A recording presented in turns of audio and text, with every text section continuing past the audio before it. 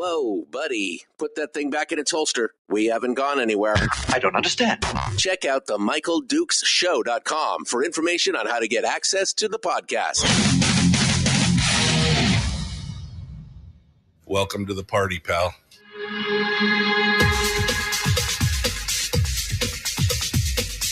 The Michael Dukes Show. The greed and the entitlement is astounding to me. What more could you want from a low-budget radio program? This is a dumpster fire. That was just BS. It is time to get a new perspective. We know just what you need, and we've got just the cure. Open wide and prepare for a steaming hot cup of freedom. I just don't fathom it. The Michael Dukes Show, streaming live across the world. Live around the world on the internet at MichaelDukesShow.com and across the state of Alaska on this, your favorite radio station and or FM translator. Hello, my friends, and good morning. Welcome to the program. It is that most beautiful of days, Monday. But Monday on a short week. That's right. Monday on a short week. Today, we are getting ready to go this week, Thursday and Friday. The show will be on holiday for the 4th of July to celebrate Independence Day, and the day after because I'm sure we'll be feeling it on Friday. So it will be fine. You guys will be served up some alternate programming, but Monday, Tuesday, Wednesday today we'll be here joining you, and we will have a boatload of good stuff going on, including the candidate interviews for today. Joining us in hour one this morning, Scott Kohlhaas and Sharon Jackson in hour two. Tomorrow, Brad Keithley, Chris Story. Wednesday, probably Mike Shower, but we'll definitely have some other candidates as well. I've got a queue that I'm working on right now of emails from various legislative officials, so we will keep things rolling, and we'll be putting all that together here today and tomorrow for the Wednesday show. But it's going to be a short week, and we're gonna enjoy it. I hope you had a great weekend. It was a whirlwind for me. Had to take a trip to Fairbanks, some family stuff up there, and it was a round trip. It was just getting back to it now, but we're ready to go. So let's start off this morning and get the ball rolling. We're going to start off our candidate interviews here. Joining us right now on the telephone is Scott Kohlhaas, who is a candidate for District 20, and he's going to come on board and talk with us a little bit about who he is, where he came from, and all that other fun jazz. It's going to be a lot of fun. And then, of course, again, as I mentioned earlier, Sharon Jackson joining us in hour two. But let's get things started and get cranked up and get the ball rolling. Here we go. He joins us. Scott Kohlhaas joins us right now. Good morning, Scott. How are you? Good morning, Michael. I'm fine. How are you doing? Just another beautiful day in paradise. I mean, I drove 1,000 miles this weekend, and now we're back at it here. I feel exhausted, but we're good. It's fine. It's gonna be good. I'm assuming that you're doing a lot of traveling, walking, knocking doors to doors. You got a lot of stuff going on. District 20 down in the South Central area here. Scott, why don't you tell us a little bit about yourself, who you are, where you came from, the district, and we'll go from there. Yeah, sure. My name is Scott Kohlhaas, and I live here in Anchorage, and I am running as a Libertarian, and I've been a Libertarian since Dick Randolph won the first state house seat in the history of our party up in Fairbanks back in 1978. And I'm running to spread the philosophy of libertarianism, and District 20 is called the UMed district. It's here in East Anchorage. The western boundary is Lake Otis Drive. The southern boundary is Dowling, and the eastern boundary is Baxter Road, and the northern boundary is Northern Lights and Rica Drive. So it's known as the UMed district. Right. And I'm running for a couple of reasons. One, to spread the philosophy of libertarianism. That is my main purpose. But I'm also tired of the posturing, especially of my opponent here in District 20. But we can get into that. Is that enough for you, or you want to know more? No, that's enough. I mean, you know, and I think I guess people want to know, you know, when they ask, when you say something like, you know, that you want to spread the philosophy of libertarianism. As a libertarian, I mean, I applaud that.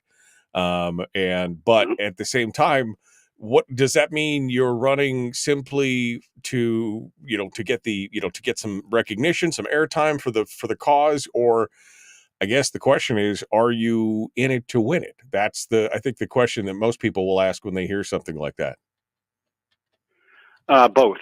I want to spread the philosophy of libertarianism, and I'm in it to win it. My life's goal is to be a state representative in Juneau and represent my constituents, but also to represent my philosophy of individual rights and property rights, and a strict respect for civil liberties. And so, I'm in a two-way race here. So it's me against the incumbent, and I'm happy to answer any specific questions about any issues you have. Good. Currently, the seat's currently held by Andrew Gray, so he's a freshman legislator as well, and it's been, you know, kind of the shakeup of the redistricting. Threw some things in there, and you know, he had an interesting legislative session, some interesting speeches on the floor, and philosophies that we're trying to push forth there. Some of the biggest things that I think that we need to address going on, we'll get into here in just a second. But let me ask you this, Scott: what was was there a one certain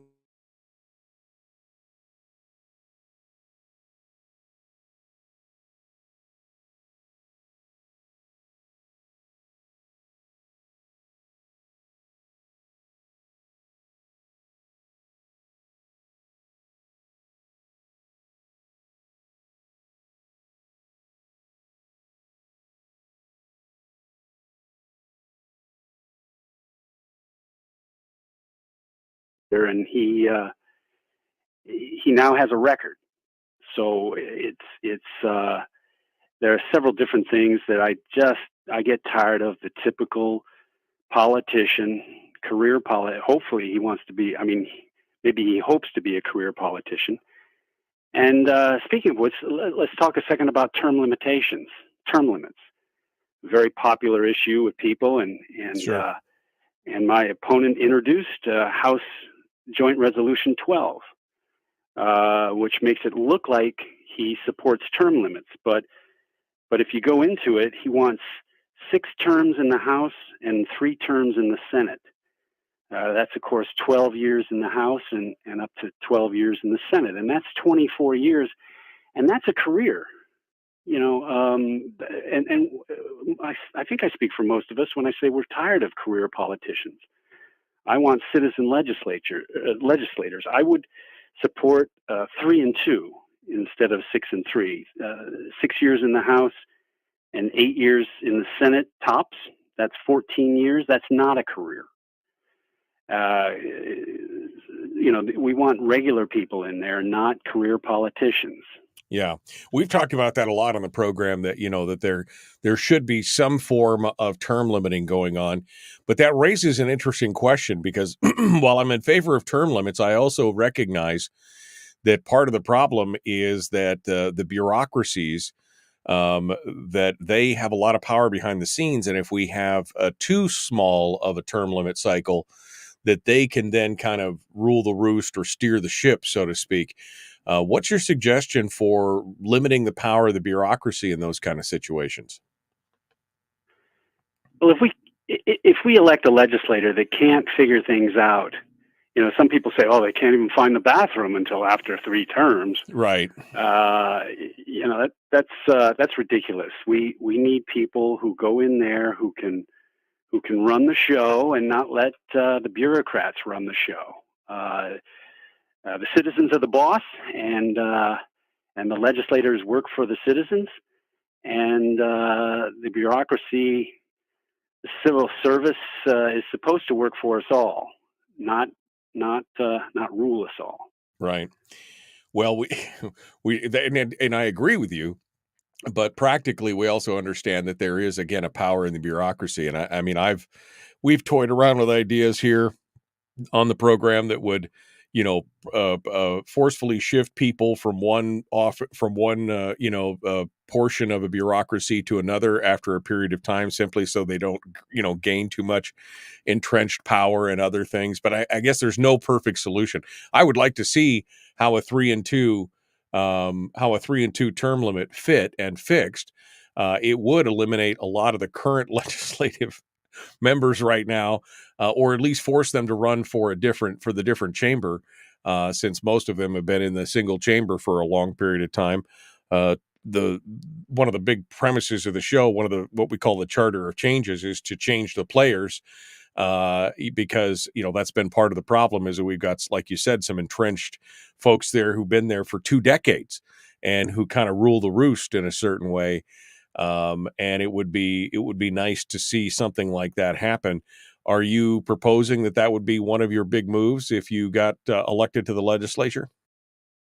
Yes, I signed the term limits pledge from U.S. Term Limits, and we have problems. We have a lot of problems. We've got big spending and big government and intrusive government. But let's go ahead and fix one of the biggest problems, which is career politicians, and we'll let the chips fall where they may, and then we'll work on keeping the bureaucracy contained. I think if we cut spending, we won't have as much bureaucracy, and so they won't be as powerful as they are. But again, I think maybe one of the least respected positions in this country are career politicians. I think everybody agrees that they're a serious problem. They are maybe the problem, and so I want to fix that. Well, so yeah, go ahead. No, I think they definitely led to this, the polling that we've seen over the last decade, where the trust in government has plummeted to a all-time low. I think we're definitely seeing that in some of that, and I think that's a big factor of it, is these politicians who go in there for 20, 30, 40, 50 years, as part of the established elite, these elected leaders, and not willing to forego or even relinquish power. I mean, we saw what happened with Don Young. There was a lot of talk about how he was going to name his successor and do this and do that. Yet every time it looked like it was the perfect time to do it, he just kept going. And then, of course, when he passed away, left us kind of in a lurch, and it became kind of a mess. And that's part of the problem, is that once you get that power, you don't want to relinquish it at all.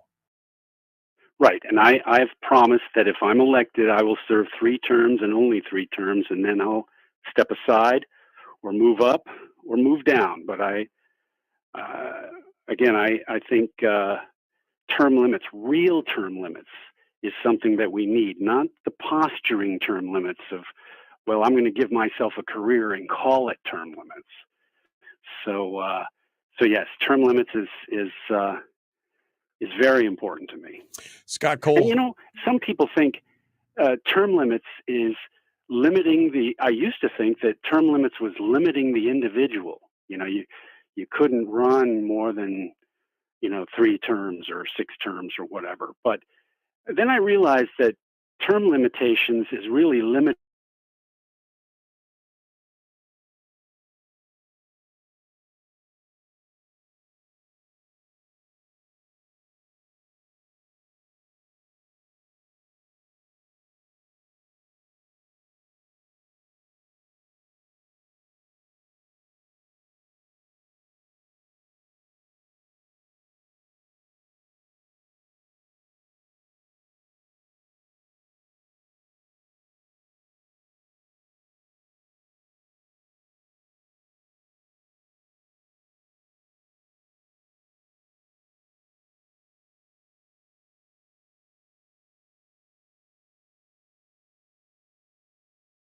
common sense, liberty-based, free-thinking radio. We will return with more here in just a moment. Scott Kohlhaas, our guest, back with more right after this.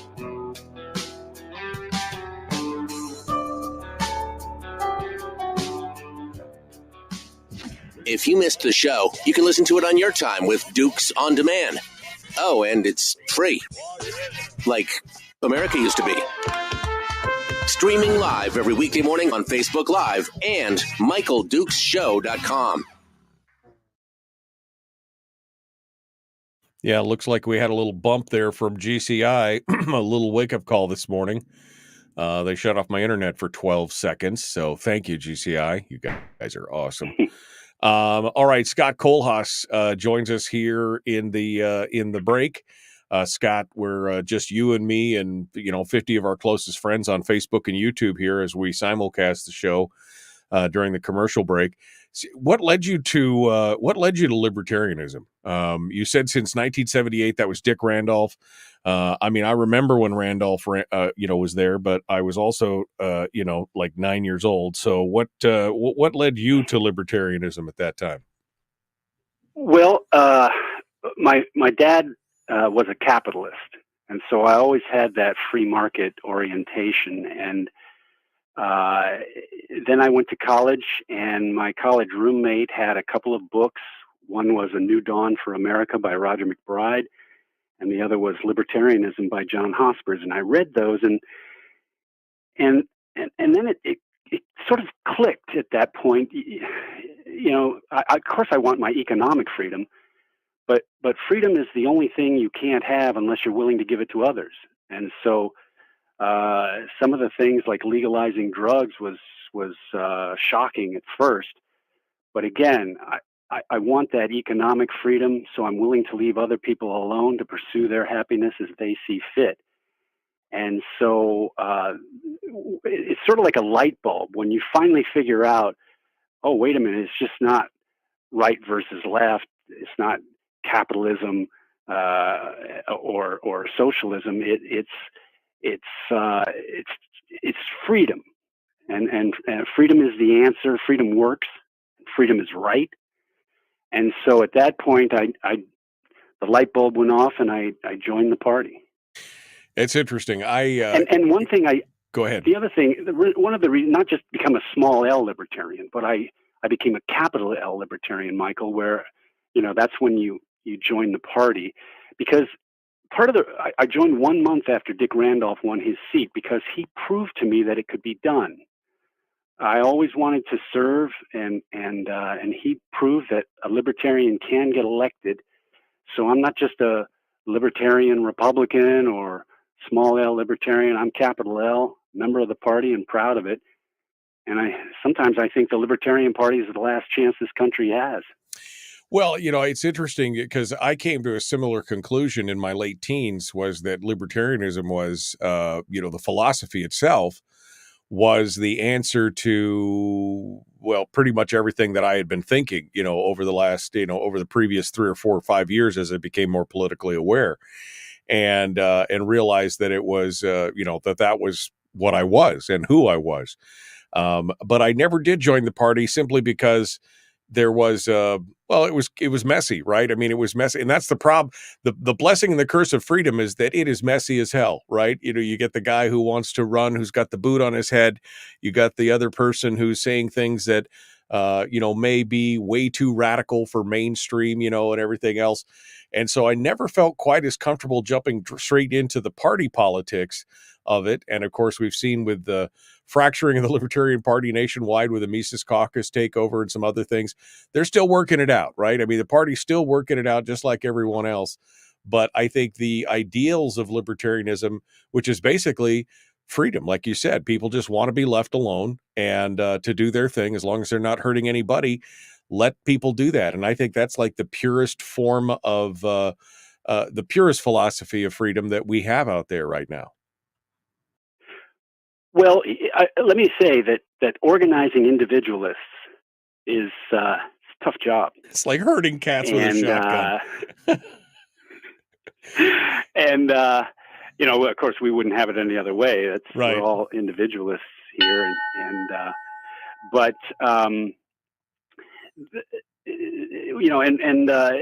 we're not a top-down party, Michael. We're not going to dictate to our candidates what issue they put in the storefront window. Yeah. I wish. Hold on, Scott. I'm sorry.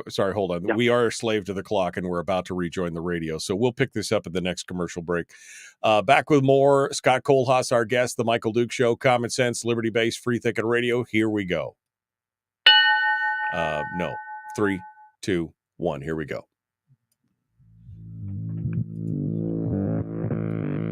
Public enema number one.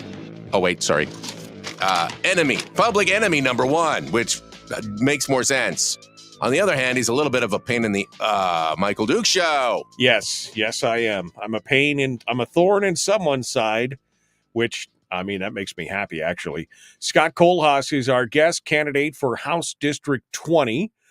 We were just talking about the philosophy of libertarianism during the break. Some good discussions there. Don't forget, you can always listen to the whole show via podcast if you want to find us wherever their podcasts are, CastBox, Stitcher, Apple, iTunes, Google, and, of course, Spotify. Scott joins us now. Let's get back into it and talk about the priorities of the state. Scott, I don't know how deep you've dipped your toe into the deep end of the pool as far as it comes to the budgets and the processes and everything else. But if you look at the projected forecast, the governor's 10-year report, and other things, we could see that this state is in for a rough ride over the next decade or so. We're going to be into deficit spending. We're going to be upside down. We've seen the PFD continue to be taken, and lots of other things that are going on. What do you see as being the biggest problems or threats that the state's going to face in the coming term or terms, as it were? Well, you talked about the PFD, and it gets back to posturing. My opponent says he supports the PFD, but then he tried to amend the constitutional amendment they're trying to put through that would protect it to take away the PFD from anyone who has $150,000 or more. He says they don't need it. He says the poor need it. So he's not really, for equal rights for all. He's proven himself to be on the other side. The government now takes half of the earnings for their budget. The operating budget is $12.5 billion. The capital budget is $3.5 billion. Nobody's cutting spending. I mean, you can cut $125 million from a $12.5 billion budget, but that doesn't do anything. We need to cut spending. And so one of the things I've always favored is a one-time payout of the PFD. We can't trust the government. Eventually they're going to take it all because they can't cut spending. So a one-time payout would basically make every constituent in my district a millionaire. But it would stop the government from spending that money. And so eventually, I mean, people can read the writing on the wall. They're taking half now. What's to prevent them from taking it all? Because they just can't stop the spending. Well, they're taking more, and they're taking more than half. They get their half of the earnings to begin with, and now they've taken 75% of our half of the earnings. So it's not a far trip from there to 100% of the earnings now going to government, right? I mean, that's right. That's the problem. And it's a whole thing. And when you talk about cuts, look, we're all in favor of cuts on this show. I've been talking about cutting government for 25 years. Back in the early days of the program, everybody'd say we've got a revenue problem. And I always point out at the time that it's not a revenue problem, it's a spending problem. You spend too much. It's not that you don't have enough money, it's that you spend too much. And what's happened over the course of the last 20 years is that spending problem has created a real revenue problem now. We've created constituencies, we've created dependency. And so now we have both a spending and a revenue problem. And the PFD is the easiest jar to reach into, it seems like. But once that's gone, Scott, what happens then? Who pays then once the PFD is 100% gone, and now you've driven even more people out of the state because it's that much more expensive to live here? Who pays, and how do they pay for it? We're going to pay, and we're going to pay with an income tax, which is something that is, going to happen over my dead body. We have to cut taxes. We have to cut spending, and I think the way to start is something that would be fair. Would be something like a 30% across the board cut. Every department takes a 30% cut, and that's fair, and that's where we start, and then we start working our way down. So otherwise, I mean, I'm proud of the fact that Alaska doesn't have a state income tax, and I think that does attract people here. And if we get rid of that, then we will lose people, and I don't want to lose people. So we've got to start somewhere, and I think a 30% cut in every department is a good start. Well, I will say that's a heavy lift. We saw what the governor attempted to do with his first budget. He had the advice of people like Donna Arduin, who is just a fantastic lady who has helped other states bring their stuff back on track. But they put the budget together. It went out. And while you and I might agree that cuts are the way to go and the way to start, the hue and cry from the rank and file, from the citizens, from the news media, it was the sky is falling, dogs and cats living together, mass hysteria, draconian. There was a recall of the governor. I mean, all these things happened.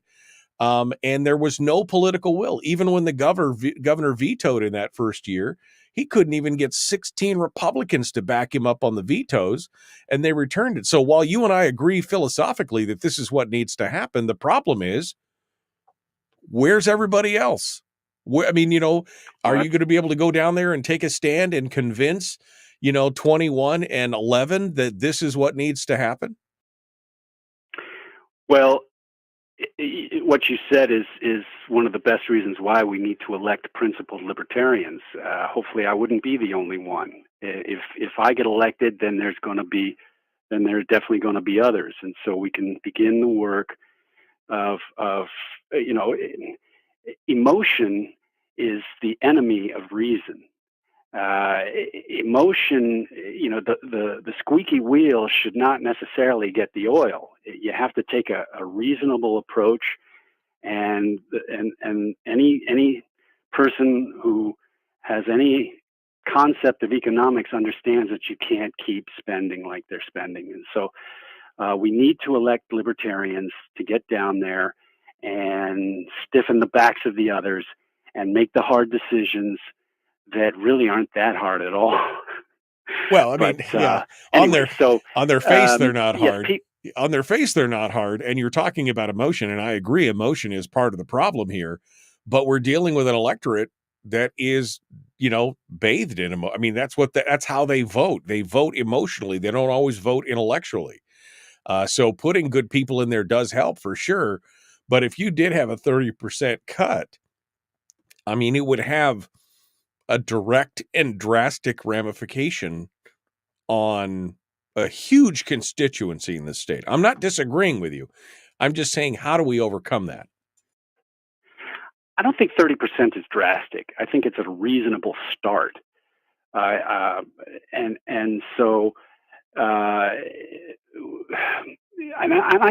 have to say, I still have faith in the voter. Most people don't vote anymore because they realize that it with just a quote unquote two-party system, it doesn't make any difference. And who could blame them? And they keep third parties down.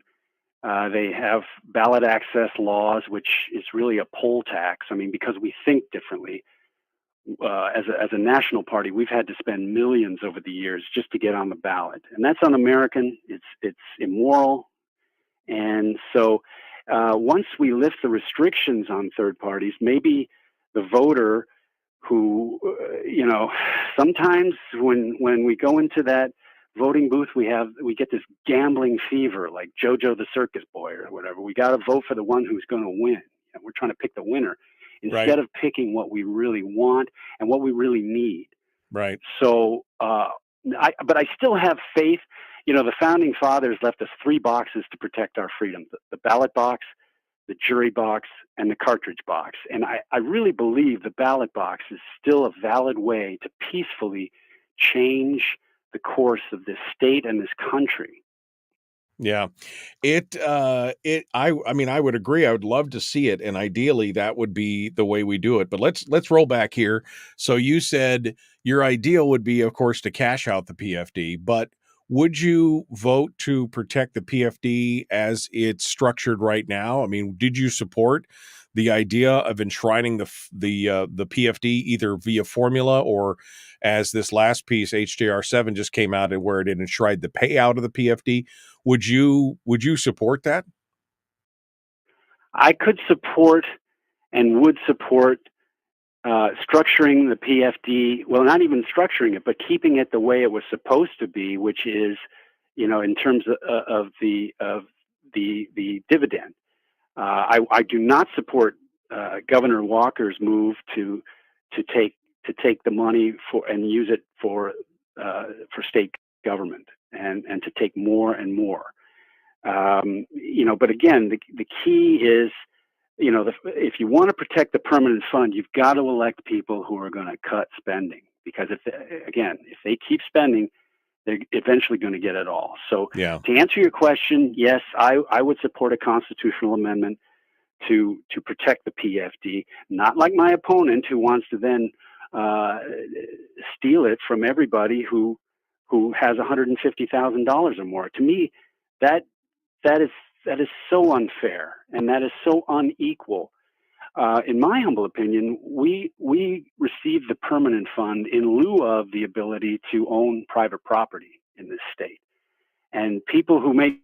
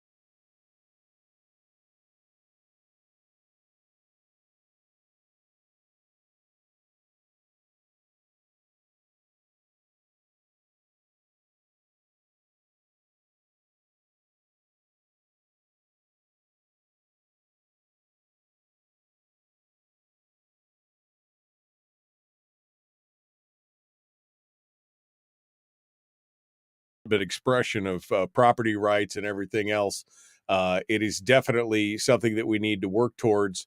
It is the ideal. Unfortunately, we're kind of bucking the uphill and bucking the system and everything else. We're going to continue here with Scott Kohlhaas. Scott, I want to talk a little bit about the size and scope of government. I want to talk about the budgets. I want to talk about the big things that are in the room right now, which is education and defined benefits and some other things. So we'll pick those up on the other side of the commercial break here. So hold the line for us. All right, folks, we got more coming up. The Michael Duke Show continues. Common sense, liberty-based, free-thinking radio. Scott Kohlhaas is our guest. We will continue in just a moment, right after this.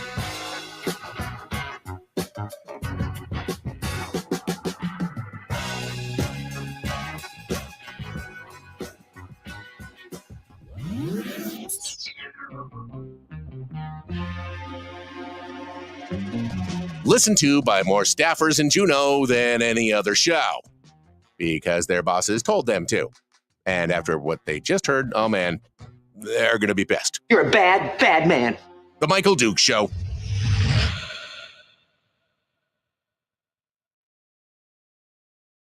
Okay, we're in the commercial break. First and foremost, I'll wish a happy birthday to Lorelei. Greg just said it's his wife's birthday today. So happy birthday, Lorelei. I hope you have a wonderful 29th birthday. And I hope everything's going well for you. Secondly, Scott, Donna Ardwin is in the chat room right now, former OMB director for the state. And she says, don't cut across the board, prioritize. because that makes, I mean, I think there's a lot of reasons for that. But part of the reason, I think, is spelled out in what Rep. Kevin McCabe is posted, where he said a 30% cut will cause department heads, such as the DPS and DOC, to just cut 30% of troopers and 30% of correction officers, because they're going to make us feel the pain, right? That goes back to the bureaucracy that we talked about earlier. Oh, you're going to take my money? Well, we'll make sure you feel the pain. It really doesn't force them to be more efficient.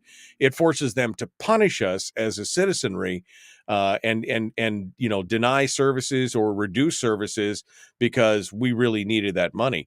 So prioritization might help in that regard, wouldn't you think?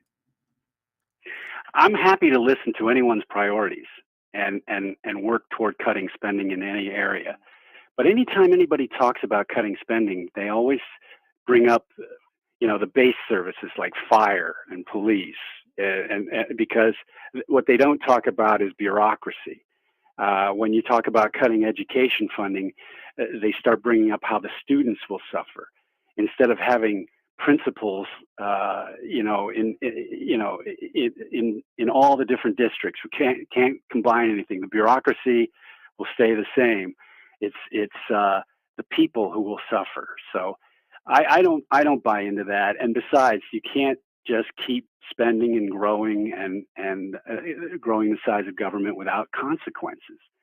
And so, you can try and scare us with, we're going to cut your services, your house is going to burn down, you're going to get robbed, because and if they do that, if they cut the essential services instead of the bureaucracy, and then they have proven that where their priorities lie.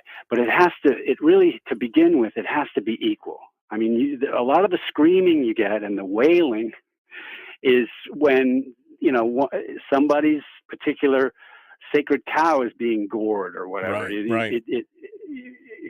We have to approach it as something equal. If there is suffering, then everybody's going to have to take a little suffering. Right. But again, when they talk about school cuts, then all of a sudden, it's the students that are going to suffer, not the bureauccy. Right. And, well, this is something I wanted to bring up too with my opponent is. You can. We're still in the commercial break, Scott. So don't get too far ahead in that. We can continue this here on the other side. Let's go back. Yeah, gotcha. I got about 2.5 minutes here, so let's go back to your thoughts on libertarianism as a whole. I think what's funny is that I think that most people are actually closet libertarians, small L libertarians. They're obviously not members of the party, but I think they're more closet libertarians because they believe pretty much everything that you and I probably believe, but they're in the middle and they're kind of just going with the flow, and they don't have a party and they just want to be left alone. The problem is, how do we engage those people? Right? I mean, how do we get those people to actually engage and pick up a ballot pen and do all the, and pay attention to what's going on? I'll tell you, Michael, I applaud your idealism. Do you know what percentage of the American population supported the American Revolution? Oh, it was a small percentage. Yes, I mean, I've heard it's as low as 3%. Well, yeah, so, it was 20. I mean, it was less than 20%, and 3% were actually engaged in it. But about just under 20% actually supported it. 3% actually did something about it. So yeah, it's pretty low. I think maybe most people are in the free stuff army. They want free stuff, so I can't tell you where critical mass is for the libertarians.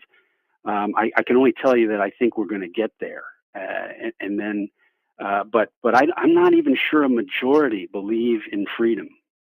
I think when they take polls, a majority are against the First Amendment. Right. Well, I mean, look, there's been Pew Research polls, and it started back in 2017, and it's continued. Was the first time ever that a plurality of Americans identified with libertarian ideals. Not a majority, but a plurality. You had people that identified more with Republican values, Democratic values, but for the first time, it was like 27% identified with libertarian values. Even it's not identified that way in the poll. They just ask questions and then they place you. But I mean, I think it's good. We are moving in that direction. But yes, you're right. There's also a huge portion out there that are like, give me my free stuff.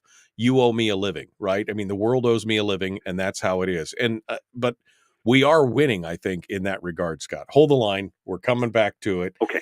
We'll kick things off here. The Michael Duke Show, common sense, liberty-based, free-thinking radio. Like, share, subscribe.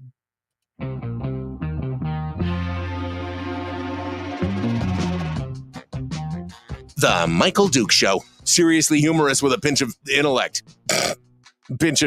Sorry. That is humorous. Here's Michael Dukes. Yep. Humor. It's a thing. Welcome back to the program. Scott Kohlhaas is our guest, candidate for House District 20. Before we went to break, we were talking about the PFD. We were talking about the size and scope of government. He was talking about cutting, 30% across the board. And there was some commentary in the chat room, including Donna Ardwin, who's in there, who said we should prioritize. And that led Scott to want to talk about some of the things that set him apart from his opponent. So, Scott, I wanted to give you a chance to address that before we jump into the education and the defined benefits thing and everything else. You had mentioned Donna's comments, and I just want to make it clear that I'm all for looking at priorities. That's fine. Let's look for every which way we can cut government spending. But in the end, I think to quote unquote sell it, to make it palatable to everyone, it has to be equal.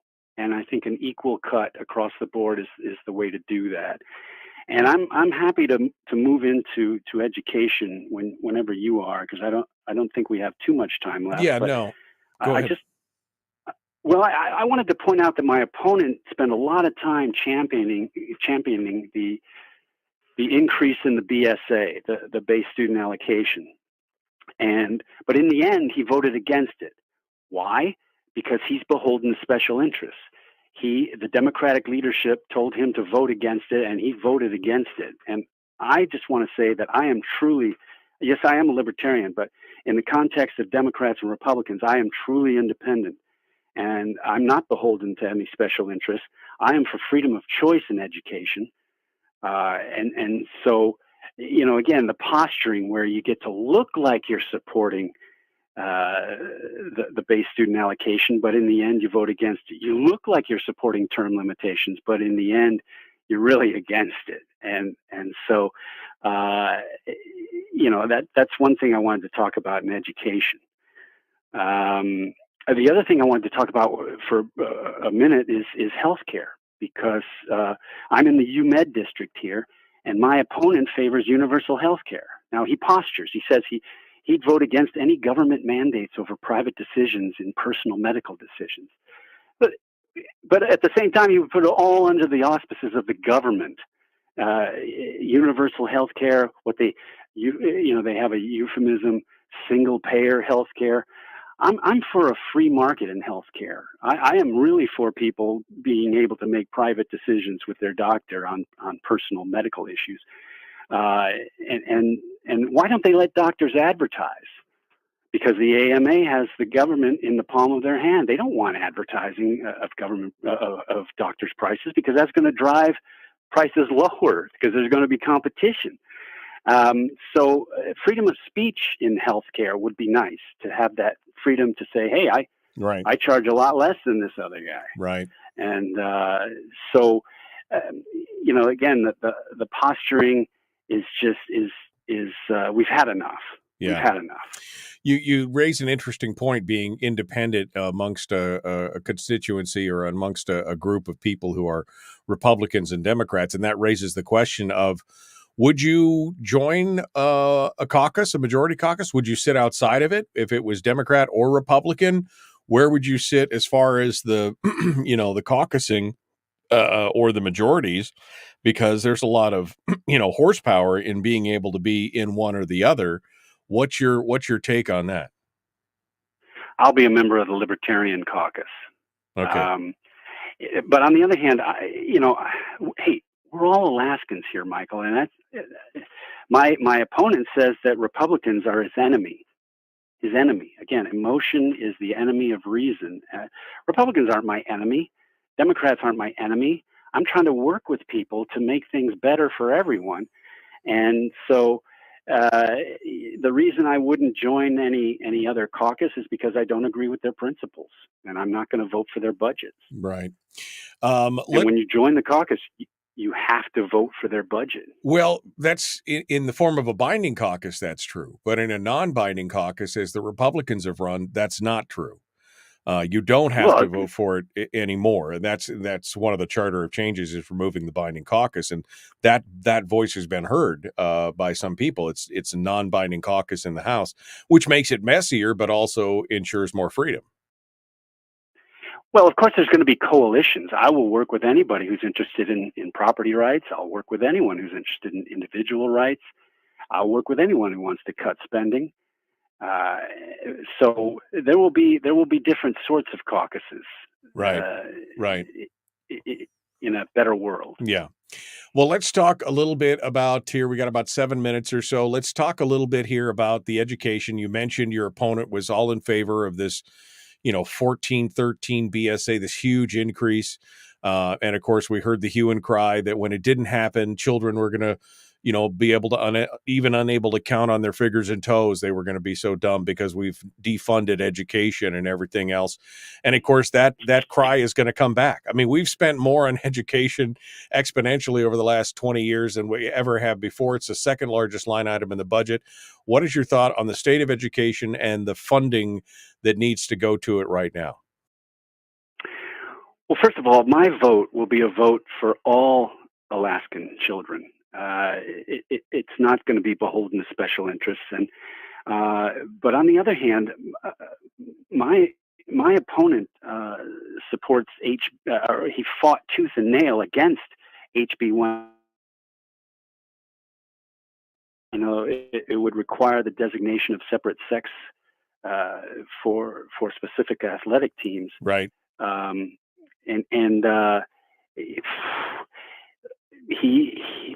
If he believes in equal rights for all, then what do gay rights mean, and what does trans rights mean? I mean, either they're redundant or they're violations of the principle of equal rights for all. I am for equal rights for all, and my opponent is for supremacy of certain groups over the other, and so that issue right there is going to drive people away from public education. Which in a way is not a completely bad thing, because you're going to have more private education.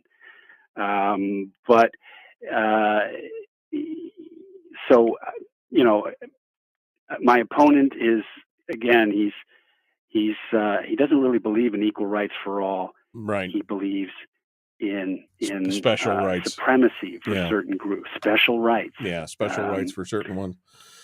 Do you believe that we're spending too much on education now? Just enough? Just right? Do we need to spend more? What's your take on the educational spend right now?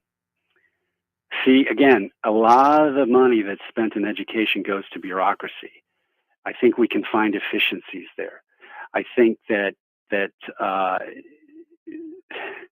again, you have certain areas where you have 4 different school districts where and 4 different principals and 4 different administrations where you could get away with one. So we have to take a deep look at education and figure out where the money's going.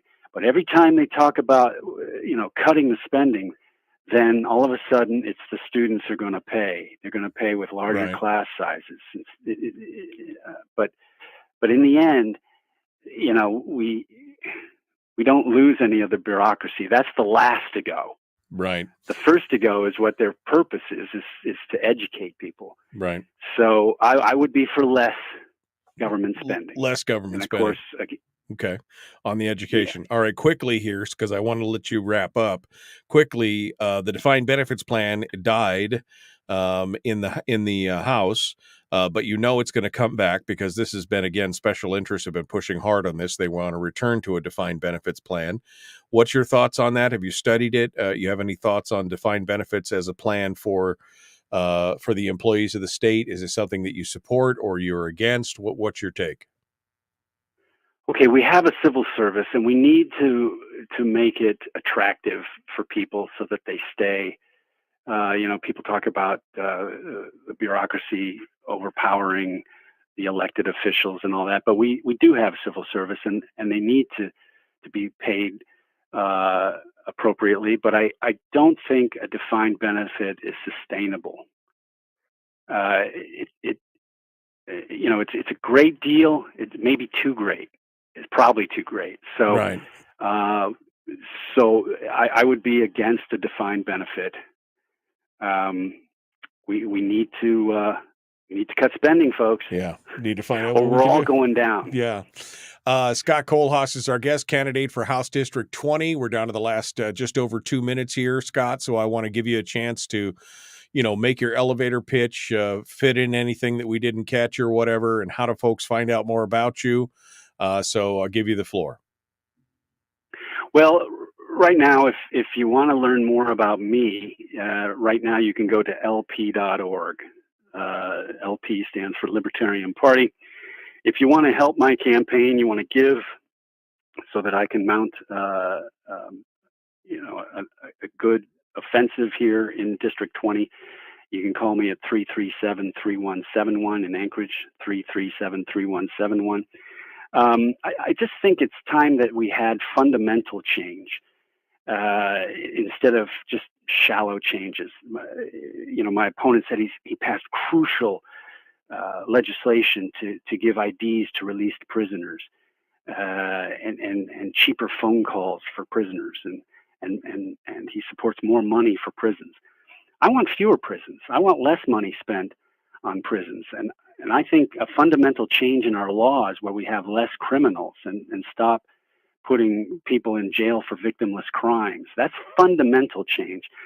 So if you want somebody effective, if you want somebody who's new and not part of the old system, if you want new ideas and rational, reasonable government, then vote for Scott Kohlhaas in State House District 20. All right, Scott. Well, thank you so much. I appreciate you coming on board. Interesting discussions. And of course, it speaks to my libertarian ideals for sure. We would need to get some more folks in there that agree with you, though. Unfortunately, standing one guy against the wind is always a hard row to hoe. So I admire you for that. And I appreciate you coming on board and joining us this morning. That's been my pleasure, Michael. All right. And we need people like you in there as well. Jeez. I think I'm doing more good out here, I hope, anyway, Scott. We'll find out. You are doing a lot of good. Yeah, hold the line. No doubt. Hold the line for just a second, Scott. Folks, we're out of time. Sharon Jackson up next.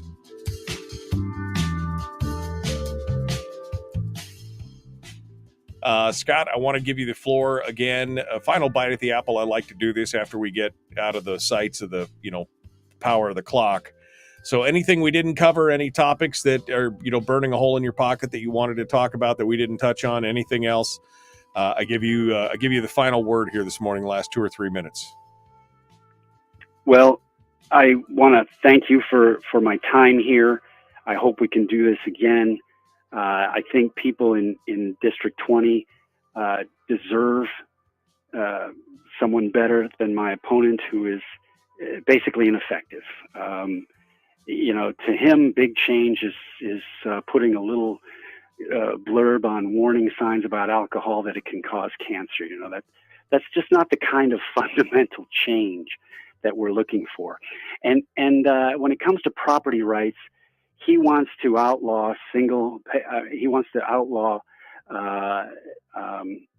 short-term rentals. He's waging a war against people who own short-term rentals. He wants to register them, and he wants to limit them to one. I favor doing whatever you want with your property. So the way to solve homelessness is a rising tide lifts all boats. Let's open up the economy. Let's cut government spending.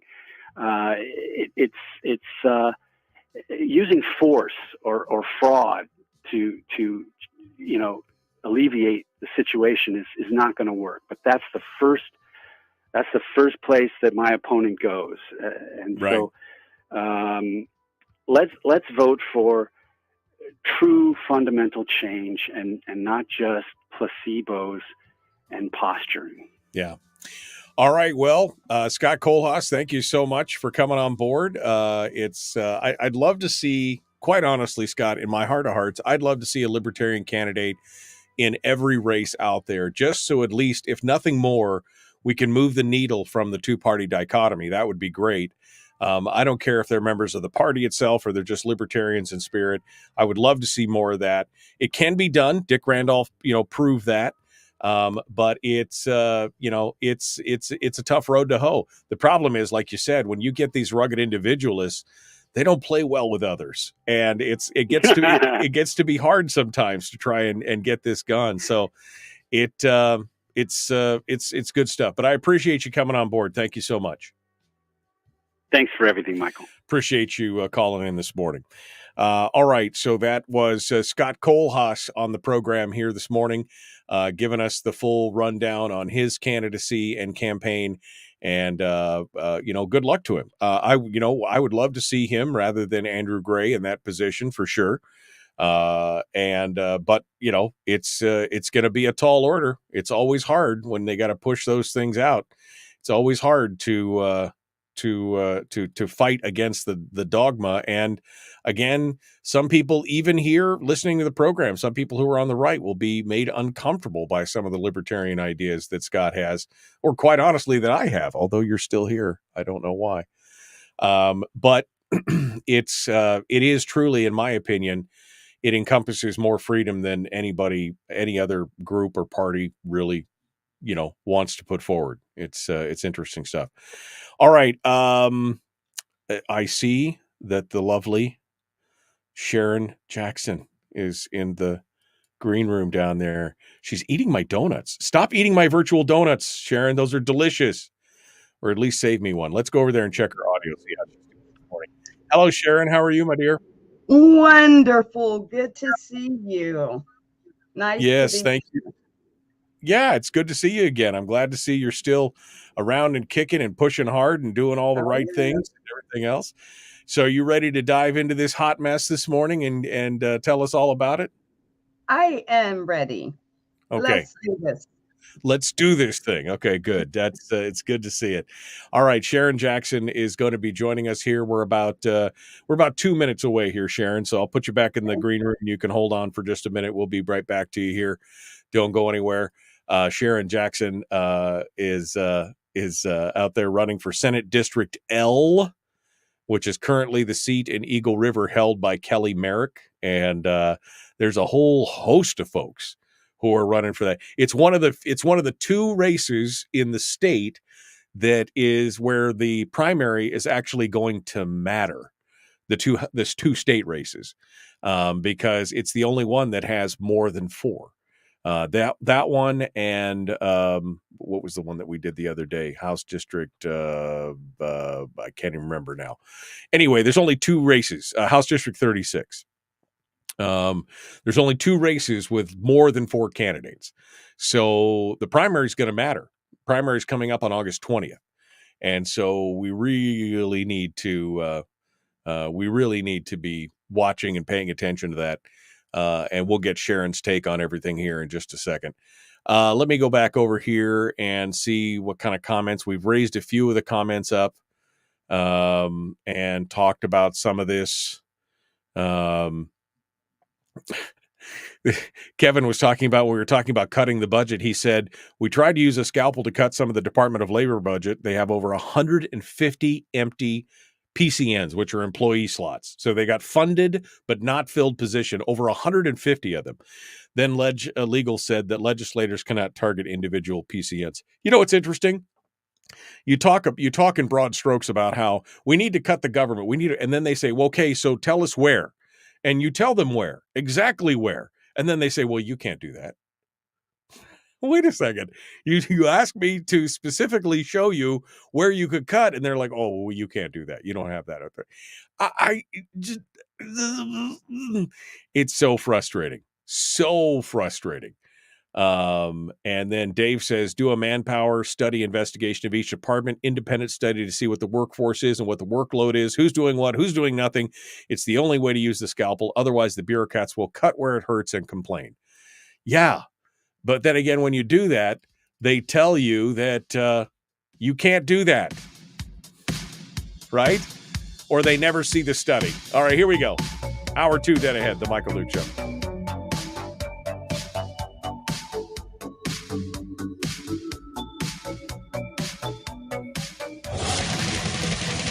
Whoa, buddy. Put that thing back in its holster. We haven't gone anywhere.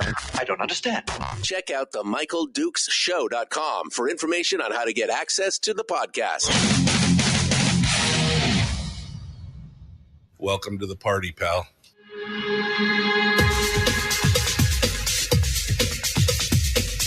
The Michael Dukes Show. The greed and the entitlement is astounding to me. What more could you want from a low-budget radio program? This is a dumpster fire.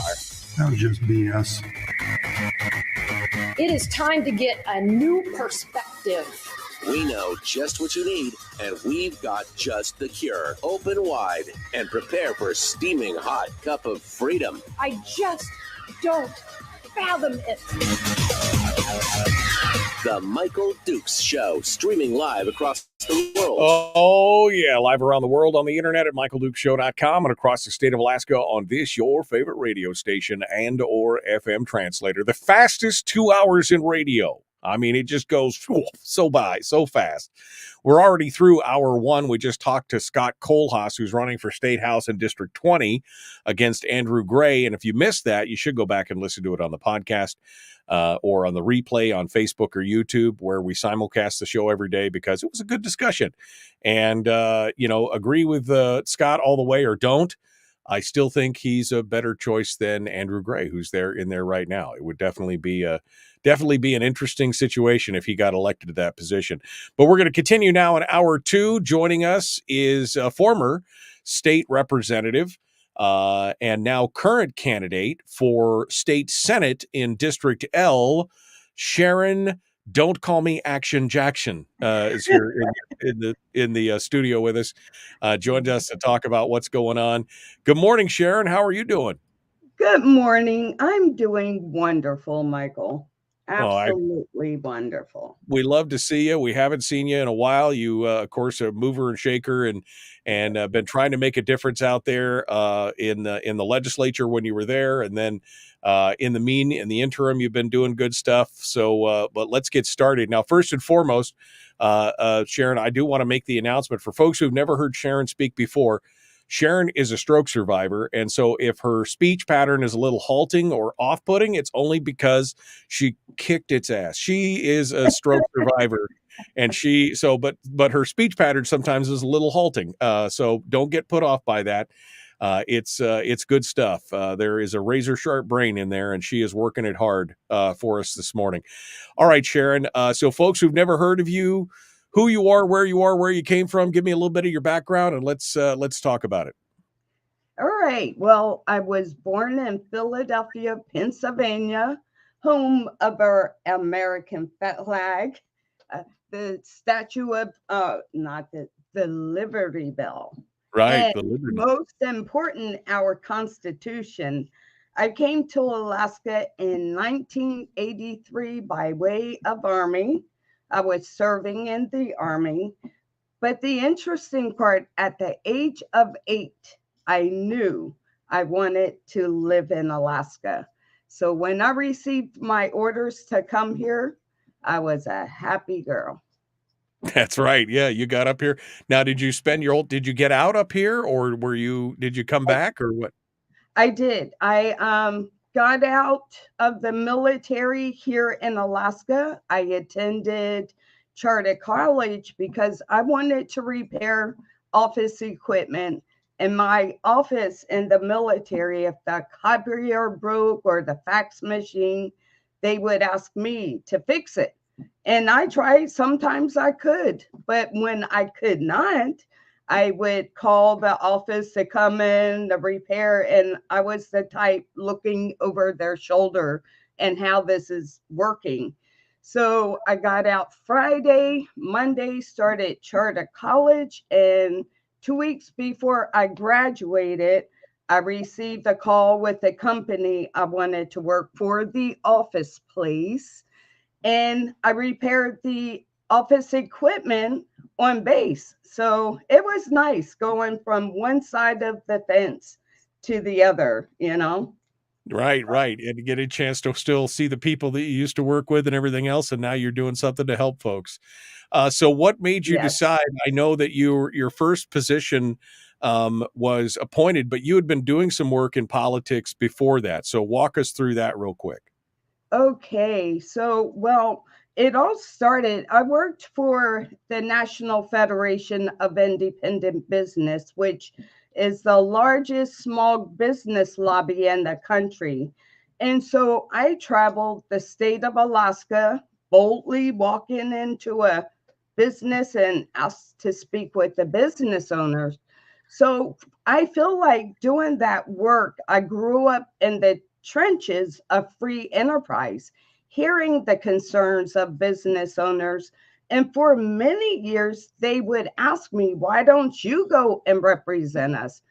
That never occurred to me. I'm an advocate. I fight and help you with your issues. I never imagined going into government, but that's how I met Senator Sullivan, because when we were looking for a senator, and I would vet the candidates around the state. They never knew if they would see me in Homer and Fairbanks, Anchorage.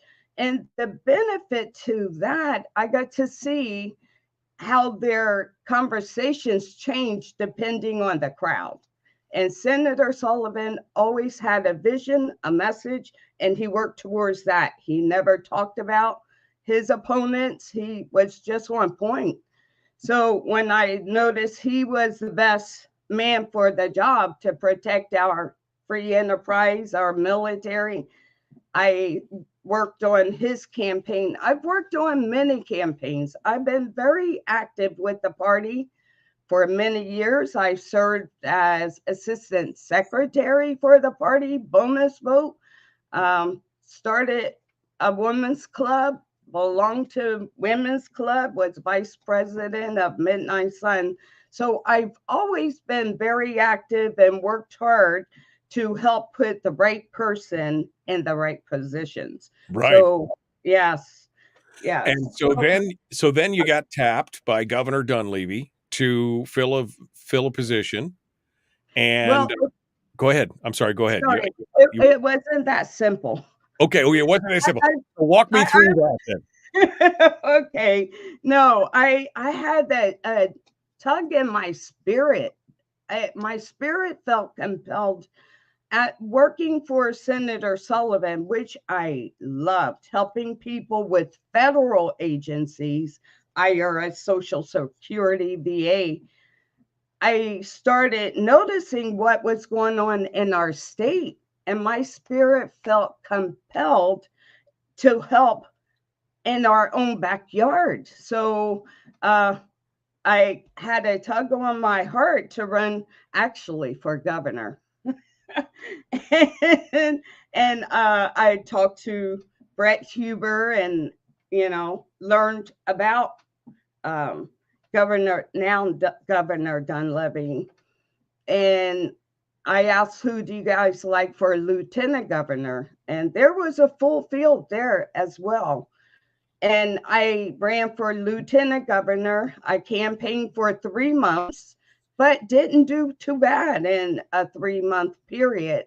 And I believe that's how I got tapped to serve in the state house.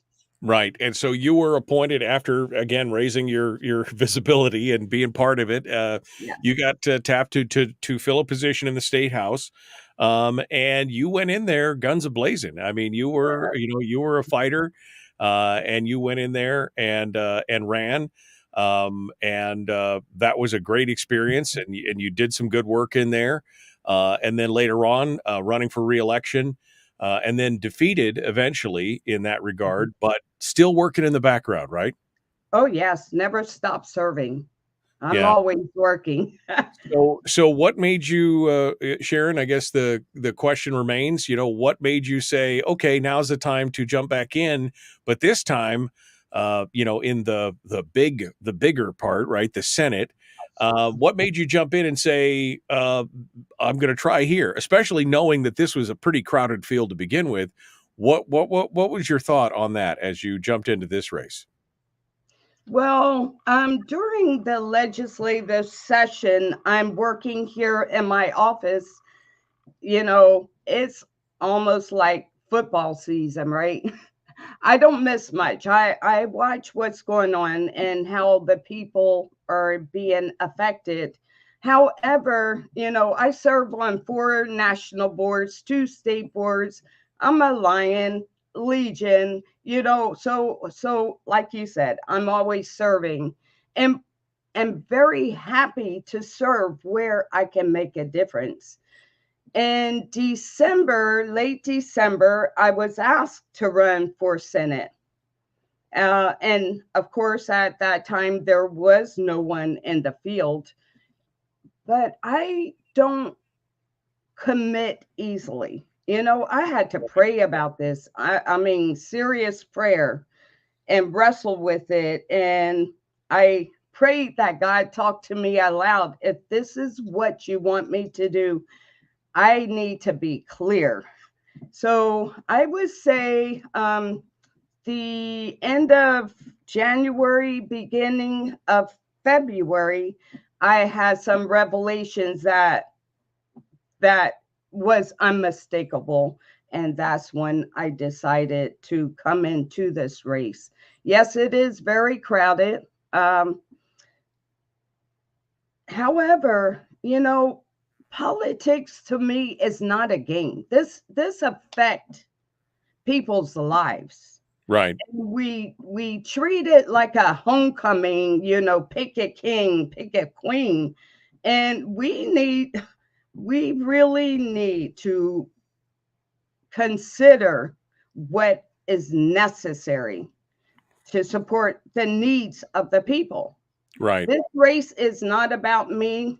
Michael, I openly share that I dedicated this campaign to God because right now, what we're dealing with in the country and in our state, we can't do this without him. I look at this, we're dealing with spiritual warfare. This is down to good and evil. It's not the R, it's not the D, it's the L for the love, but we need we really need to steer this ship in the right direction, and it's going to take experience. I understand how we watch what's going on, but life behind that iron curtain is no joke.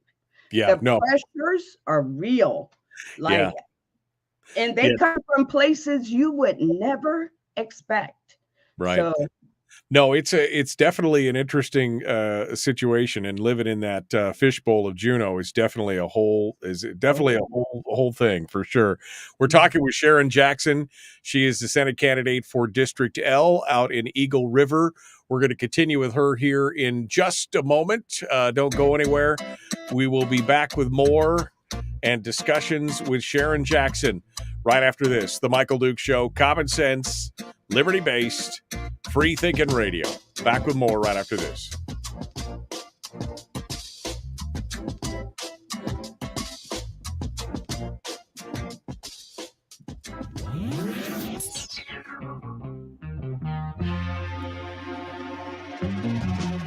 Running on 100% pure beard power. Oh, also some coffee. We dip it in coffee. Nice beard. The Michael Duke Show. Okay, we're in the break with Sharon Jackson. She joins us right now to talk a little bit more about her candidacy. I'm seeing some comments in the chat room here. Okay, just mostly hi Sharon, how you doing? Nice to see Sharon. Okay, it's all good. So it's all good. Kyle, you're making some great points, but just, try to be nice about it. You're winning more flies with honey than with vinegar. So What's the vinegar?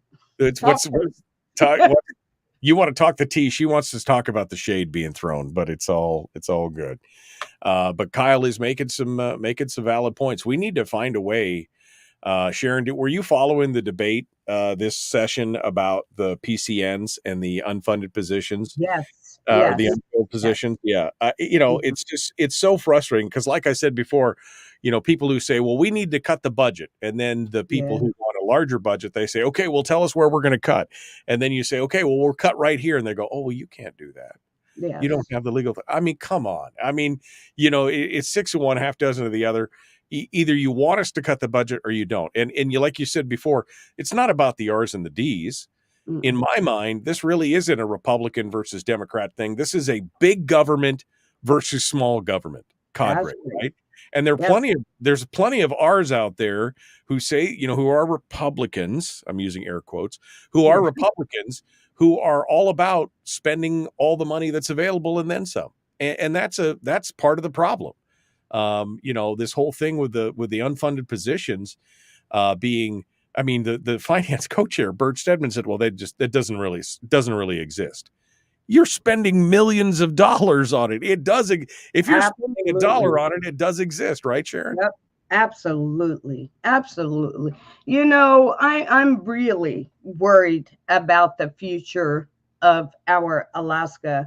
We have many challenges right now, from democracy, how we vote, how we choose a candidate, to education, to, a bloated fiscal. We need to get our fiscal well-being in order. And what concerns me most is I feel like our society is being undermined by the trampling of our rights. I look at ranked choice voting, bloated government, but what hurts and what I feel most is families struggling with a crippling budget due to the inflation. Like, all these things matter, and we can fix it. I believe that. I believe it. No, I mean, the size and scope of government at every level. I mean, the national level, again, it's like for them, well, it's both the state and the nation, but I mean, in the national level, it's like mathematics don't exist. Arithmetic is irrelevant. We can keep spending whatever we want. And the state of Alaska is a little monkey see, monkey do. They'll do it, Go along to get along, right? Yeah, exactly. I mean, it's voice out in Juneau. We have to stop the madness, and that's where we can make a difference. Vet these candidates. We hear these lovely talking points, right? But action is what matters. Watching what people do with their life. What have you been through, right? Like you mentioned the stroke. I tell you what, there's so many benefits I can say now from that experience, and insights is one. I always heard if you lose your speech or hearing or sight, you kind of get sharper in other areas. Well, my insights, I tell you what, I wouldn't give that up for nothing in the world. Yeah, no, it's a good point. You lose one, everything else gets a little bit sharper to compensate. So it's good stuff. All right, Sharon Jackson is our guest. We're going to continue with her into for the rest of the hour here. Please like and share, like and subscribe, ring the bell, do all the YouTube and Facebook things that need to be done to get more people involved. We continue with Sharon Jackson right now. The Michael Dukes Show, common sense, liberty-based, free thinking radio. Don't forget to subscribe to the podcast as well. It's all good. Here we go. Let's do it. The Michael Dukes Show. Not your daddy, Wait, sorry, not your daddy? Ooh, not your daddy's talk radio. Whew, I was scared for a second. Thought we were going down. Here's Michael Dukes and the show. Okay, Sharon Jackson is our guest, candidate for Senate District L up in the Eagle River area. Currently running against the incumbent Kelly Merrick, and it's going to be a busy race, that's for sure. Sharon, let's talk about the big issues that have been facing the legislature this last session, and of course, I'm assuming will continue into the next session. I mean, the perennial problem we've had over the last 8 years has been the PFD, right? Yes. The government. Yes. You know, before this, the law said basically that the state would get, half of the earnings of the permanent fund that were spun out, and that the dividend would take up the other half. And ever since Bill Walker, that's been chipped away to now they're taking their half and 75% of our half to fund government. And according to the governor's 10-year forecasts, as we look at it, these snapshots of where they think things are going, I mean, we're going to be out of money. 2-3 years, we're in deficits, and we're spending more than we take in. We're spending more than even the permanent fund can generate. I mean, where do we go from there? What should we be doing with a PFD in your mind? Well, for one, we need to recognize the laws that are on the book.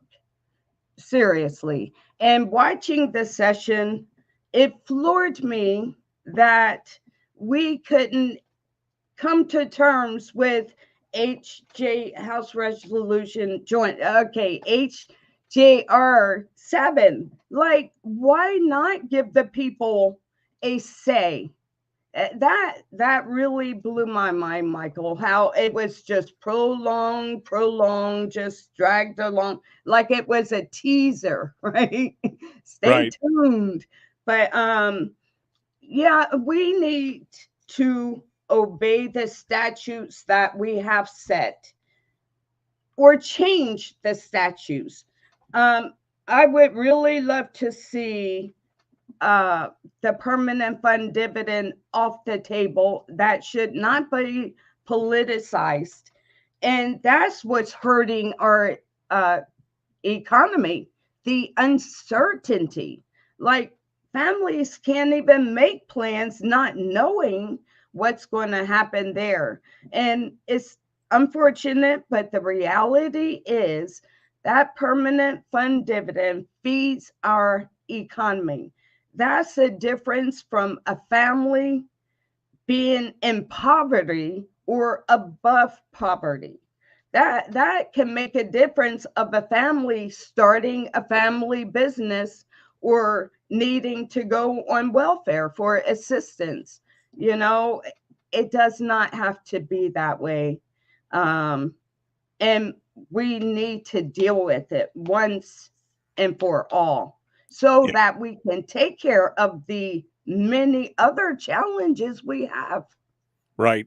No, it is the ping pong that keeps getting batted back and forth across the table, sucking up all the oxygen in the room, unfortunately, it seems like, for the last 8 years. So I'm assuming that you support a fully funded statutory PFD. Yes. But that leads back to the question of, okay, well, that leaves a big gaping hole in the budget. If we do that, I mean, I'm all for it, but how do we pay for that?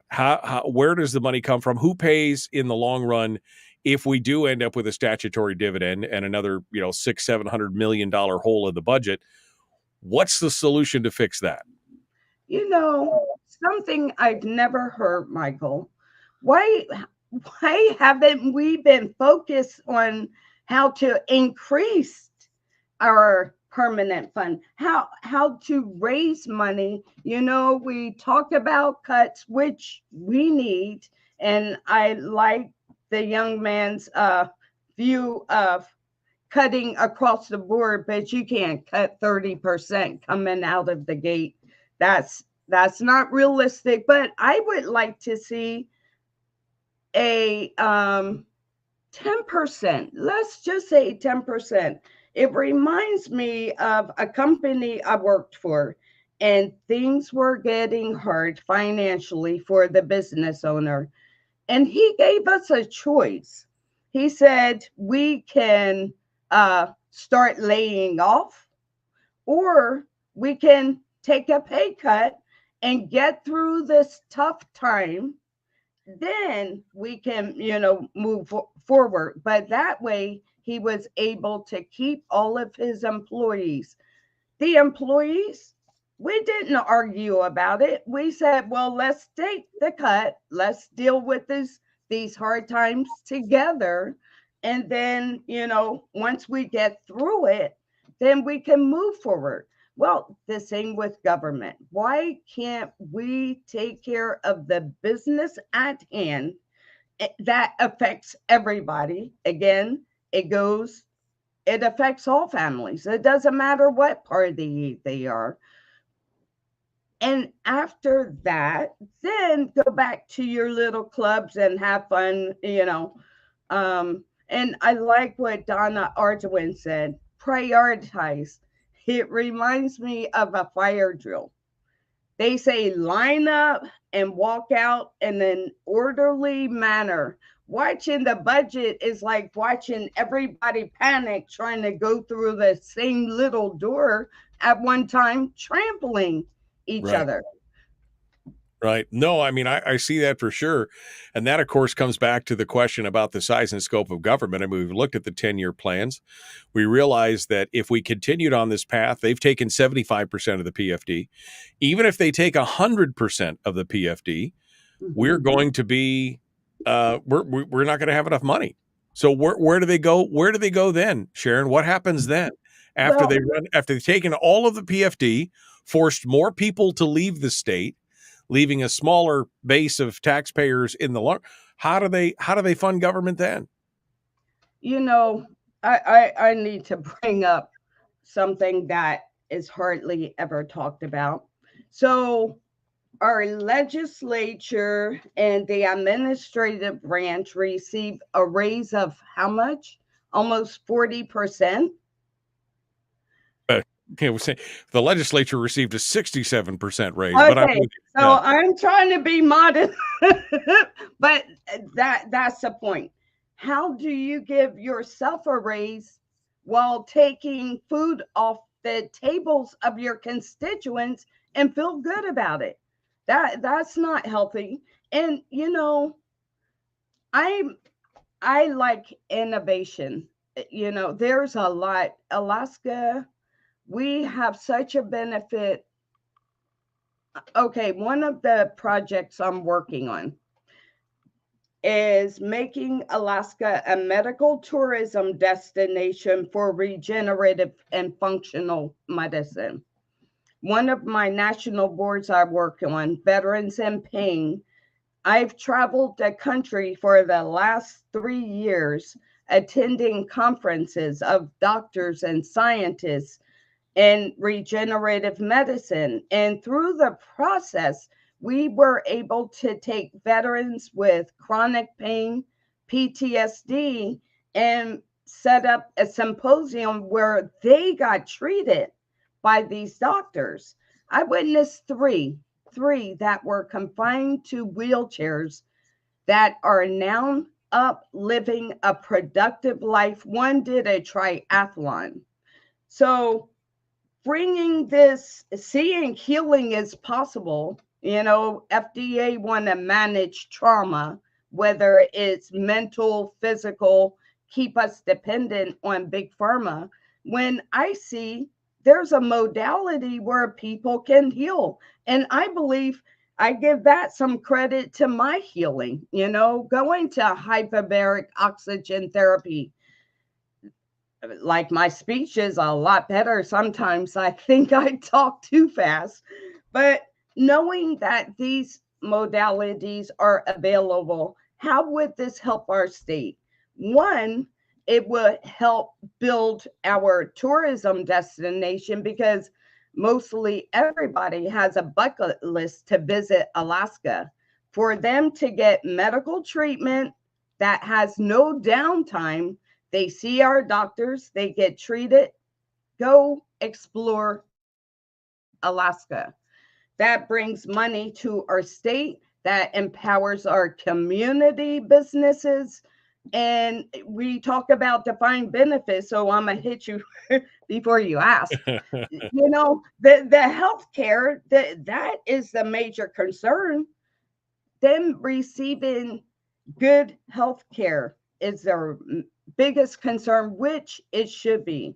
Well, there's one state in our country, Arkansas, that passed legislation where their state employees and teachers, if you need a hip replacement, knee replacement, whatever, they had a choice of using Western medicine or integrative care, and their insurance pays for it.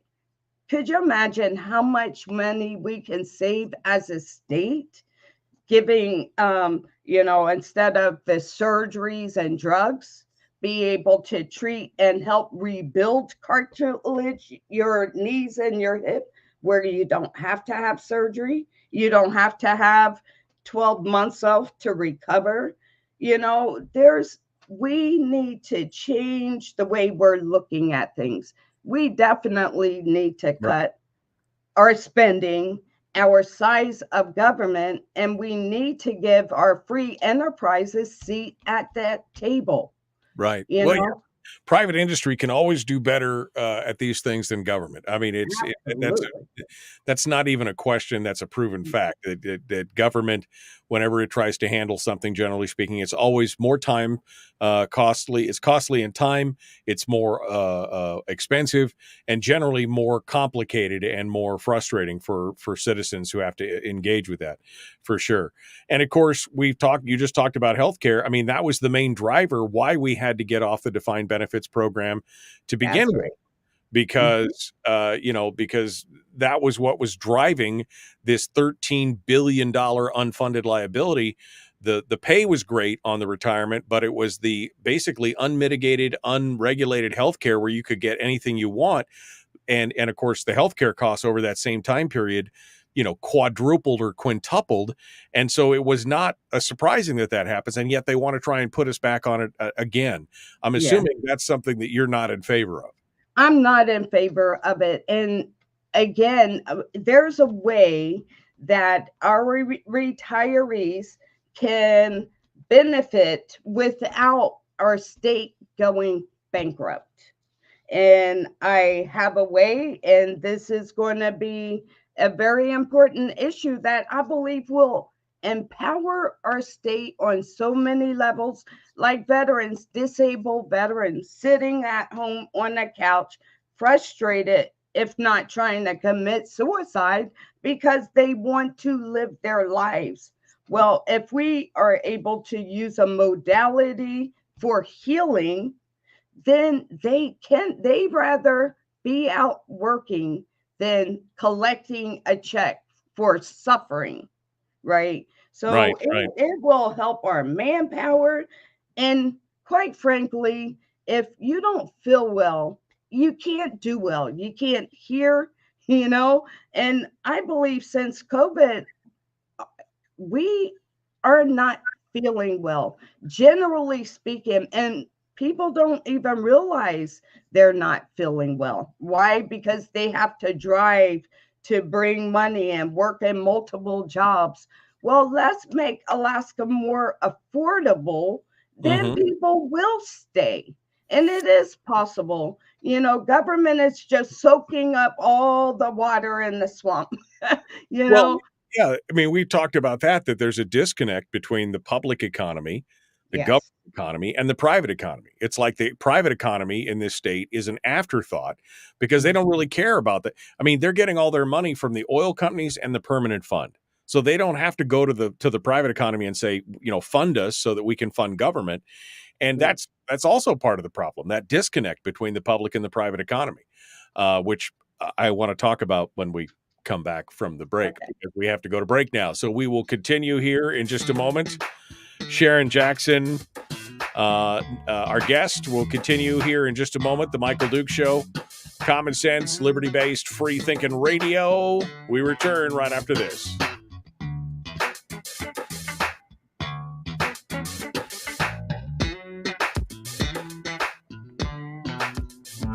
broadcasting live through a series of tubes. Allowing all of these entities to provide streaming stuff going on the internet. Well, it's kind of hard to explain. Sorry. Streaming live every weekday morning on Facebook Live and MichaelDukesShow.com. Okay, Sharon Jackson is our guest as we continue through here. Frank says, tax someone else like the visitors. That's not a solution. She's not saying tax the visitors. She's saying create an industry that draws more people to, that if you had some kind of medical industry that would draw people to here, they would obviously want to come and put more money into the economy.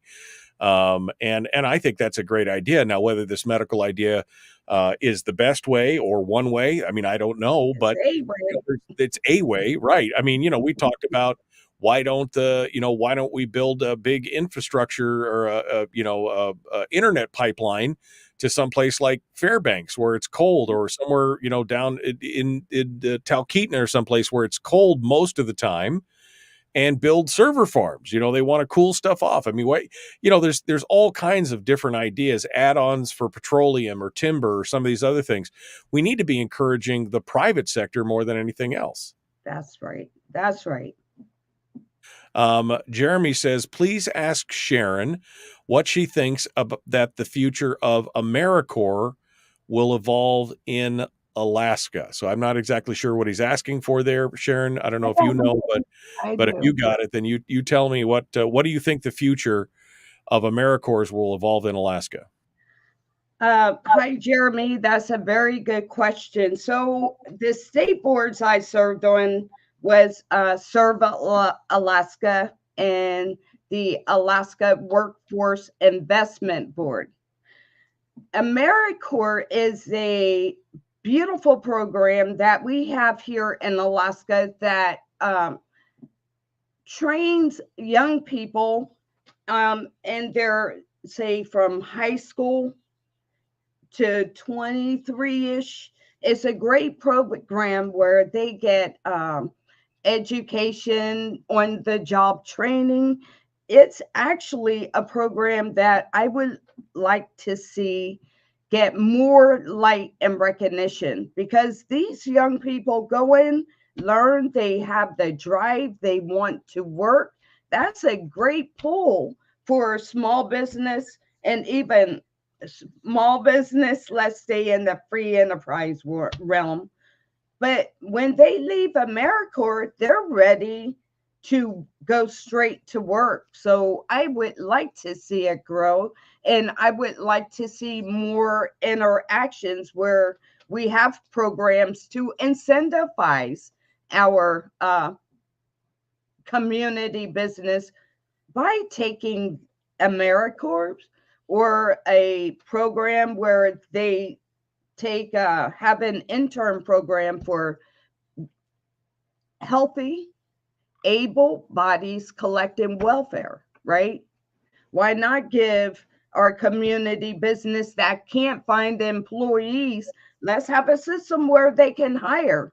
Once the recipient employee past 6 months or a year, give them a farewell check and get them off of our Medicaid rolls. We just have to, if we think about the health and wellness of everyone, it's really not complicated to come up. And I'm just one person.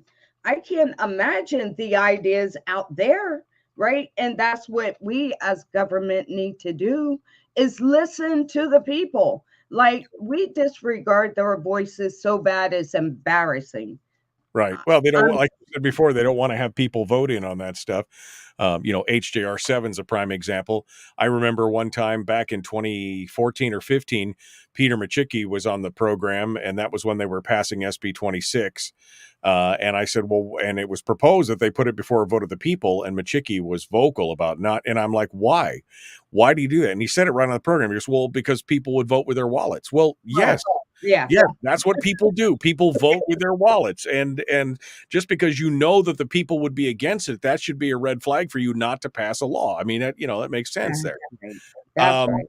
I got about a minute here, but Donna says, please ask Sharon about not-for-profits. All right. Not-for-profits. So I don't know if you have time in a minute I to do. give me an answer. So when I served, there were 4 bills that I sponsored, and 2 have been passed. So that's a beautiful thing. But I had a HB 244, a nonprofit 80-20 split. What happens is we have more nonprofits per capita than anywhere else. And when I was serving in the House, it blew my mind of how they come to Juneau with their hands out. We can roll this over because this is a good conversation. Let's roll this over, and then we'll continue on here. Sharon Jackson, our guest. We continue on the Michael Dukes Show.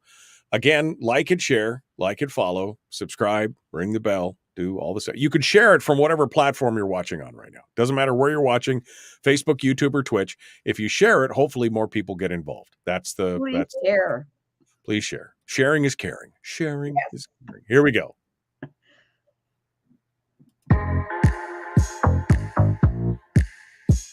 The Michael Dukes Show, proudly splitting the left versus right dichotomy. Yeah, I had to look that word up too. I don't think it means what he thinks it means. Here he is, though. That guy, Michael Dukes, the one with the show. Yeah, that's right. Sharon Jackson is our guest, candidate for Senate District L up in Eagle River. We're continuing on.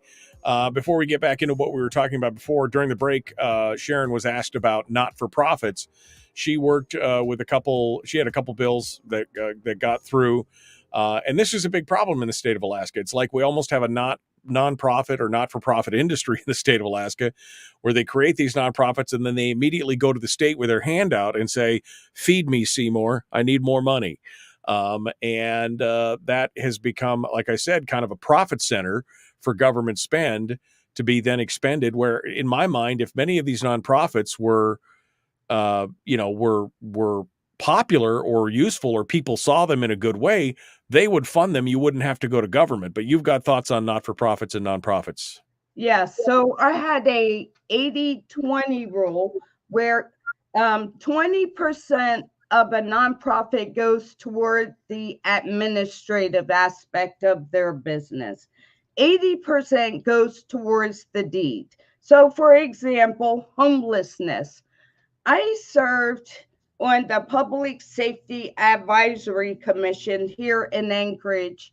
And I want to say that was back in 2016. Well, from 2015 to 2018-ish, when Berkowitz came and got rid of the conservative ones. But our homelessness then was like 600, and we were very concerned. And now it's in the thousands. I'm using that as an example of how many nonprofits do we have working on homelessness? Many. And they're collecting a lot of money. But what I notice is our homelessness is growing. So if our nonprofits put 80% toward working on homeless, guess what? We will fix homelessness. But when you have 80% going towards the administrative to their income, right? Income of 6 figures and sometimes more, and 20% little, breadcrumbs trying to fix a homeless situation, we need to reverse that. So with this bill, if they worked outside of the 80-20 rule, they would have to give back the money that they took from the state to assist their nonprofit in fixing a problem. What would that be called? Accountability? Right. We've talked about this. I mean, Frank just mentions it in the chat room. We were talking about this earlier, the Long Trail, right? Mm-hmm. I mean, I pulled the financial records of the Long Trail, and they're spending, 80% of their money is being spent on the salaries and benefits of the organization rather than on the actual things that they're purporting to. And this is just one, but it's an example of going to government, getting money to fund your organization, using that money to basically fund the salaries and benefits of all the people involved, and a small little portion, instead of the 80-20, 20% for overhead and 80% for whatever the deal is. It's part of the problem. And we've got many organizations in the state. Like you said, you were a legislator. I'm sure you had many people walk through your door with your hand out for some nonprofit or not-for-profit. I'm not against them, but if they are supported by the community, then the community should be funding them, right? Private donations should be funding them. Well, it used to be that way, right? It was the community that took care of social issues in the community. The churches, like here in Eagle River, we have a church on pretty much every corner, and they care. They want to help, but the government tried to squeeze them out where they can't serve their communities. I'm going to tell you, I was one of my committees was Health and Social Services, and a nonprofit was sitting there giving us all these reasons why they needed more money. And in essence said, how did they put it? I couldn't believe it. Pretty much, if we fix the problem, then we won't have a business. And Michael, it's amazing if we listen to what people say. Seriously. And I'm like, wait, did I just hear you say? Right? They didn't even realize it. So desperate for their own well-being that they disregard the purpose in which they serve. Shouldn't any organization that's organized to end for example, homelessness, shouldn't be the goal that they're actually working themselves out of a job? Shouldn't that be the goal, so that homelessness is not be the goal? and I mean, ultimately, that we would work ourselves out of a job. That would seem to be the best way. It's frustrating. All right, we're coming up. I don't want to go. I want to get into the education question. Obviously, you watched the education debate this last year. I mean, everybody was how we were these poor children. We're not spending enough. We've shorted them. We're it's doom and gloom. What are your thoughts on the educational question? Are we spending too much, not enough, just right? Where are we at? And should we be increasing the BSA? What should we be doing? Michael, that you talk about a mess. That is a mess, but I am shocked by the radicalization of our children in schools. Politics do not belong in the classroom. We give education money all the time. So it's not a lack of money. Again, it's how they're spending the money. And the sad part is the money is not going into the classrooms. There's a organization, I can't think of their acronym, but they take care of the principals in the administrative branch. They show this umbrella under under education. Right. And I'm looking at all these areas where money is going, and I asked the question, well, wait, what about the classroom? Show me here where money is going to the teacher and the student. They couldn't do it. They could not show me that because that wasn't their focus. Their focus is the upper echelon of the education that is draining the money out of the pool, that about time we get to the classrooms, there's nothing left. So I am all about parental involvement, school choice. Let the parents take more control of what happens in their household, from education to moral values. Right. I'm sorry, if you watch Juno and they're talking about education, every committee, that room is filled up. And it breaks my heart that they bring kids into adult conversations like they know what's going on.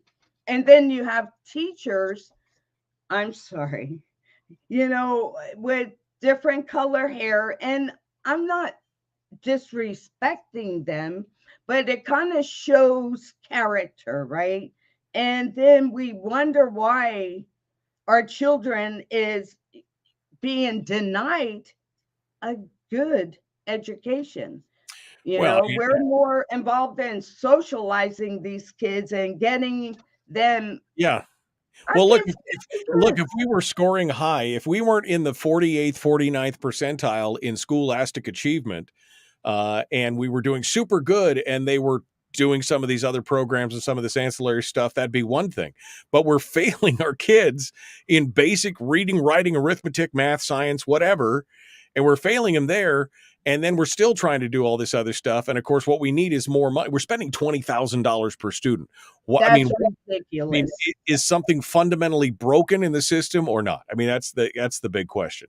All right, Sharon, I'm down to the last 2.5 minutes, so I don't want to step on it here. I want to give you a chance to sound off on maybe there's something that we didn't talk about that you want to hit on before we go, but kind of your elevator pitch. Why should people vote for Sharon Jackson for Senate District L? And how do they find out more about you, et cetera, et cetera? So hit me with it here. Okay, so not only do I have experience with standing up to the pressures in Juneau, but I have like certificates, and yes, I'm proud of them, for having 100% voting record called conservative excellence, right? I have a certificate here from at least 10 Republican organizations commending me on standing with Governor Dunleavy to reduce crime, curb spending, right-size our state government, protect our PFD and permanent fund.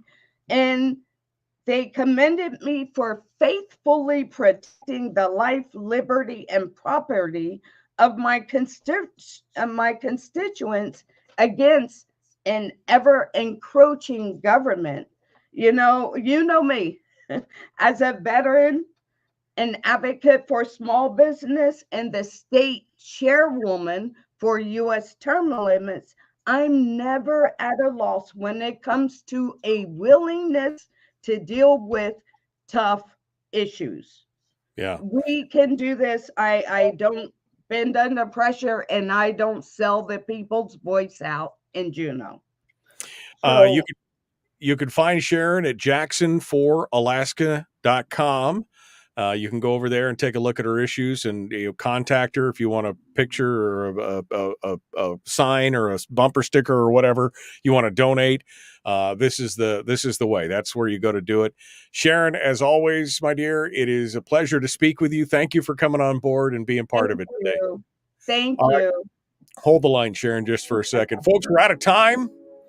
Tomorrow is Tuesday. That means Brad Keithley, Chris Story. We're going to talk about the governor's vetoes. We'll talk about the Supreme Court decision on homeschooling as well. I mean, there was a lot of good news on Friday. A lot of good news came out. We're going to talk about that. The Michael Duke Show. Be kind, love one another, live well. We'll see you.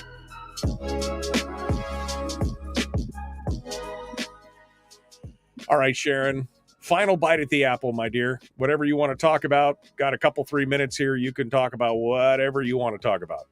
Well, I would like to talk about this crowded race because it is crowded. It's not difficult, right? If you really pay attention to the candidates in the race, and I'm not going to say anything bad, 3 of us have voting records. Check out those voting records because 2 of them say one thing and do another. Okay, if we don't stop that, we're going to keep getting what we've been getting. But I do need help. I can't do this alone. And I realize some people say, but I can't vote for you. But guess what? I can vote for you. What I would like to see is a functioning Senate. At least we need to get a functional minority in our Senate. We have so much talent, wisdom, experience, knowledge with the senators that don't have a voice. My Right. first priority is hopefully being able, I would love to see a full reorganization, but I want to see a functioning minority. And I look forward to being in there with those bullies. Like, I know who they are, I know what makes them tick. Let's take care of the people. Yeah, let's Period. do it. Yeah, no, like you said, I love what you said. I can't vote for you, Sharon, but you can vote for me. I sure So can. a few bucks in the kitty, waving signs, whatever you can do. Yes. Go ahead. Again, Jackson for Alaska.com. I posted the link up in the chat room there for folks to take a look at. Sharon, as always, it's a pleasure to talk to you. And thank you for all Thank you do. you, Michael. Yep, Thank you very much. it's good to see you. And hopefully we'll You see you too. again soon. Okay. All right. All right. Thanks so much. Sharon Jackson, our guest here on the Michael Duke Show for today. And that was literally the fastest 2 hours in radio. That's what it was. And we're done for today. It's quick. Don't forget to check out the Common Sense Corps. It's your way to help support the show. Put a few bucks in the old coffee cup. Keep me in coffee and mustache wax. That's what I'm looking for. Just need a way to fund my coffee and mustache wax addiction. Feel free to join us over there on the Common Sense Corps, patreon.com/Michael Duke Show, or go to my website, michaeldukeshow.com, and click on Join the Corps. All right, folks, we are out of time for today. We will see you tomorrow. Be kind, love one another, live well. We'll see you. Have a good one.